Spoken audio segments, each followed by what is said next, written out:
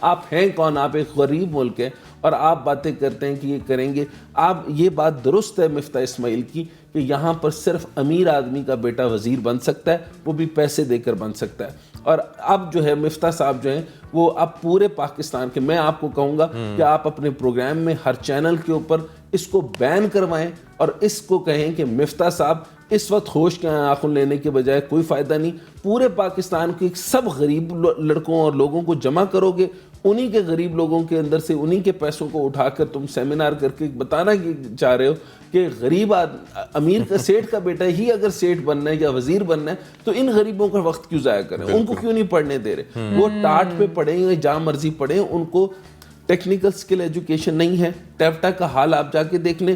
پاکستان میں ایک ایسی جگہ ہے پٹاک جہاں پہ میں نے خود اپنی نظروں سے کمپیوٹر فاؤنڈیشن کا کورس بغیر کمپیوٹر پڑھتے دیکھا. اچھا کیڈ کیم آپ یو جسٹ نیم اٹ, آپ کے اینالیز یہاں پر کس طریقے سے سیکھ رہے ہیں, آپ کے پاس کوئی طریقہ کار نہیں ہے. سرکاری جتنے بھی ادارے ہیں منسٹری آف انڈسٹریز کے تحت لوٹ مار کا ادارے ہیں. اس ٹائم پر جو آپ لوگوں نے تو سٹیل مل کا نام سنا ہوگا, وہ بھی ہم نے بریک کیا تھا, یہ تو بڑے ادارے ہو گئے نا جو بڑا لوٹ مار مچا رہے ہیں. پھر اس کے بعد یونینز ہوتی ہیں, پھر اس کے بعد آپ سمجھ لیں کہ ہزاروں یہاں پہ ان کے ورکرز ہیں, وہاں صبح سے لے کے شام تک چائے پیتے ہیں اور اس کے بعد ختم.